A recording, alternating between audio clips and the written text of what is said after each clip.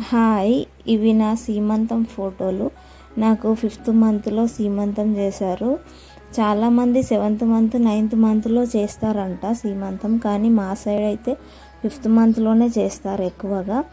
5 రకాల పిండి వంటలు చేసి ఒళ్ళో పెట్టాలంట అమ్మాయికి. సో 5 రకాల వంటలు చేసి అలా పెట్టారు. చాలా స్పెషల్గా మనల్ని ట్రీట్ చేసినట్టు ఉంటుంది సీమంతం రోజు. ఏదో క్వీన్ లాగా ఫీల్ అవుతాం అన్నమాట, మనం ఒక పాపకి జన్మనివ్వబోతున్నాం అన్నట్లు. సో ఇది మా హస్బెండ్ వాళ్ళ ఫ్యామిలీ, ఇది మా ఫ్యామిలీ. మా అమ్మ, మా అన్న, మా తమ్ముడు, మా వదిన, మా అన్న వాళ్ళ పిల్లలు, మా కోడలు, మా అల్లుడు. ఇది మా ఆయన వాళ్ళ అమ్మమ్మ, తాత ఇద్దరు. ఇక్కడ మా అమ్మమ్మ వాళ్ళ అమ్మమ్మ ఇద్దరు. వాళ్ళిద్దరు చుట్టాలు, వదిన మరదలు. అండ్ మాకు అమ్మమ్మలు అవుతారు. ఇక్కడ మా అమ్మమ్మ, నేను, మా అమ్మ.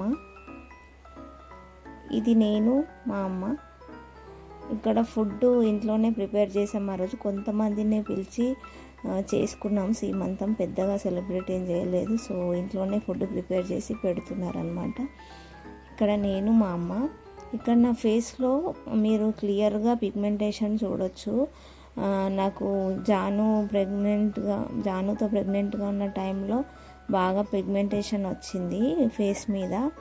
అయితే అది అమ్మాయి అయినందుకు వచ్చింది, అబ్బాయి అయినందుకు వచ్చింది ఇలా కాదు. కొంతమందికి హార్మోనల్ చేంజెస్ వల్ల అలా వస్తుందంట.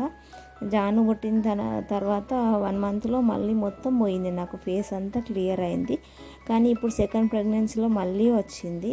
సో ఎలాగో మళ్ళీ డెలివరీ తర్వాత తగ్గిపోతుందని నేను ఏమీ పట్టించుకోలేదు, దాని గురించి వదిలేసిన. సో ఇది అన్నమాట. ఎస్పెషల్లీ సీమంతం రోజు గ్రీన్ కలర్ శారీ కట్టుకోవాలంట. సో గ్రీన్ కలర్ శారీ తెచ్చారు నాకు. నా ఫోటోలన్నీ తెచ్చి ఇందులో ఎందుకు పెడుతున్నాను అని అనుకుంటారు కొంతమంది. సో ఇది నాకు ఫ్యూచర్లో చూసుకోవడానికి ఒక మెమరీ లాగా ఉంటుంది. అన్నీ ఒకే దగ్గర ఉండాలి నా ఛానల్లో, నాకు సంబంధించినవి, ముఖ్యంగా జానుకు సంబంధించినవి అని చెప్పి ఇలా పెడుతున్నా. జాను పెద్ద అయిన తర్వాత చూసుకోవడానికైనా, నేను చూసుకోవడానికైనా ఒకే దగ్గర అన్నీ ఉంటే బాగుంటుందని పెడుతున్నా. Thank you.